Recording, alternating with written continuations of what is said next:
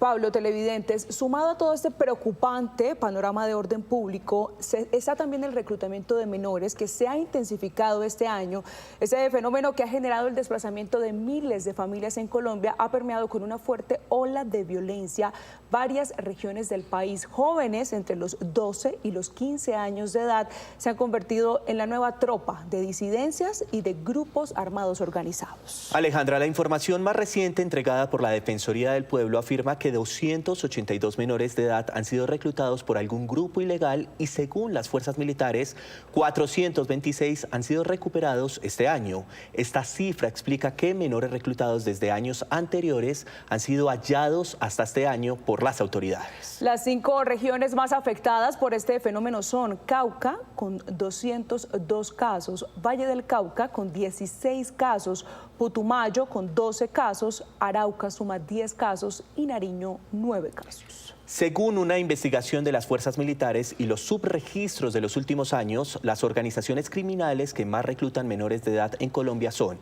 delincuencia común, 38,49%, disidencias de las FARC, 34,3%, grupos delincuenciales organizados, 10,43%, Clan del Golfo, 7,98%, grupos armados organizados residuales, 6,10% y el ELN, el 3,5%. Una de las formas más claras de violencia en contra de los menores de edad es el reclutamiento. Las víctimas, y en su gran mayoría son niños, niñas y adolescentes que viven en territorios apartados donde no hay presencia estatal. Miles de familias en Colombia viven entre la incertidumbre y el dolor. Es crítica la situación de reclutamiento de menores de edad en Colombia por parte de grupos armados. En el país hay varios subregistros que reflejan la gravedad de esta situación.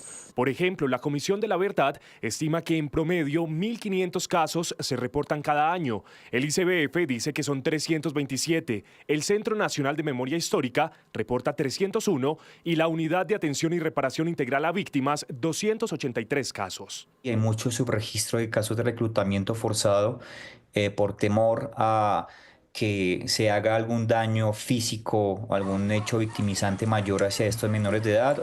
Es muy difícil en territorios donde hay violencia, ¿no? Donde se mueven grupos, donde hay confinamientos, donde hay presión sobre las poblaciones. Levantar los datos es muy complicado. La instrumentalización de menores para la guerra se convirtió en una de las armas estratégicas de los grupos ilegales para hacer crecer sus estructuras criminales.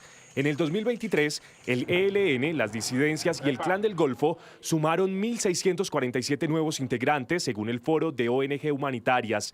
De esa cifra, el 44% correspondió a menores reclutados. Además, la Defensoría del Pueblo asegura que este año el 50% de los niños, las niñas y los adolescentes víctimas de ese delito pertenece a comunidades indígenas. Su fácil presa de cazar son los niños indígenas que están donde ellos se están, digamos, escudando, que son zonas boscosas. Durante los 2 últimos años, el Clan del Golfo aumentó su presencia en 139 municipios, las disidencias en 69 y el ELN en 42. Los menores reclutados han sido utilizados para esta estrategia criminal. Está prohibido por las normas humanitarias en todos los casos. Inclusive, si las niñas o los niños manifiestan su interés aparente de participar en las actividades del grupo armado. Cauca es el departamento con más casos de reclutamiento, con el 71,6% del total nacional.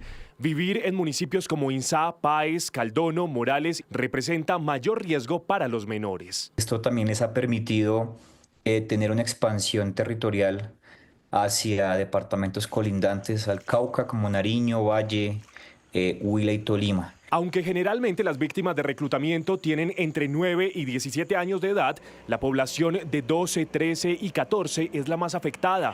Adolescentes que han tenido que cambiar sus uniformes del colegio por camuflados y botas.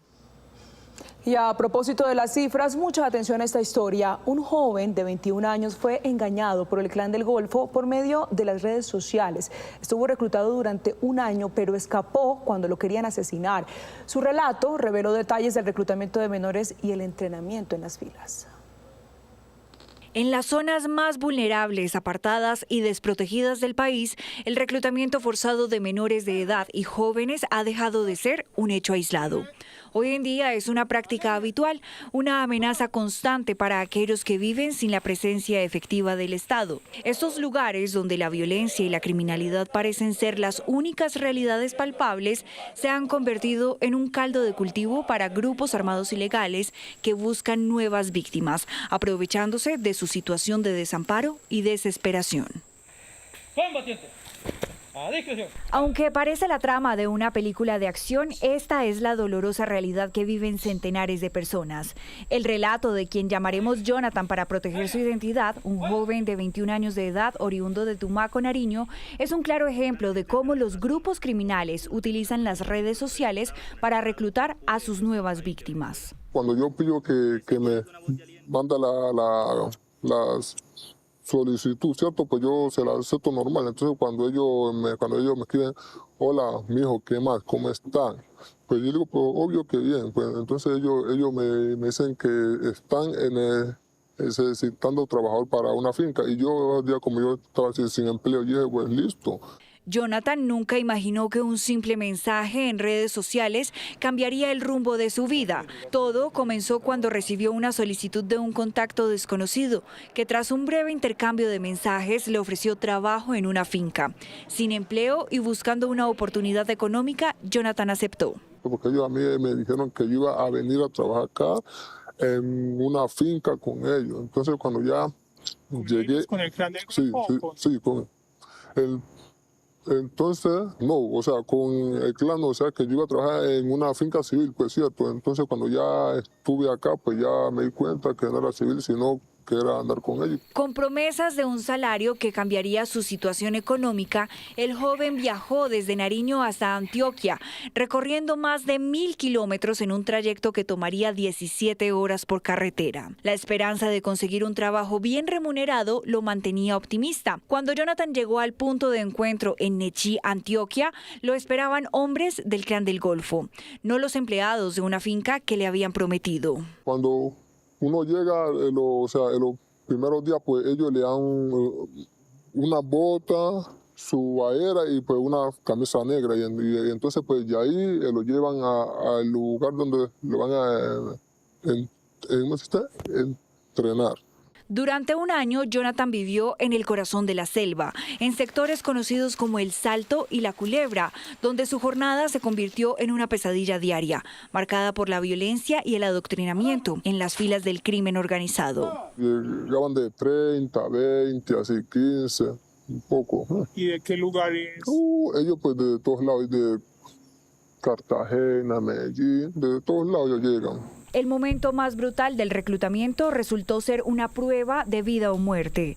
Recibió la orden de matar a otro reclutado. Como ese chino se quería ir para su casa porque como lo engañaron, entonces me dieron a mí la orden, entonces yo esa orden no la acepté. Entonces el comandante de escuadra le dijo al viejo que yo no había cumplido una orden, ¿cierto? Entonces el viejo me dio la orden que me mataran. La situación se volvió insostenible y la única opción de sobrevivir fue huir. Durante una semana, Jonathan se refugió en la montaña, sin comida ni protección, temeroso de ser reencontrado por el grupo armado. Ya como miedo a uno volar, porque si lo cogen, lo matan, lógico. Como Jonathan, 64 colombianos han huido de estos grupos armados. Muchos de ellos han tenido que enfrentar la violencia, el abuso y la desesperanza.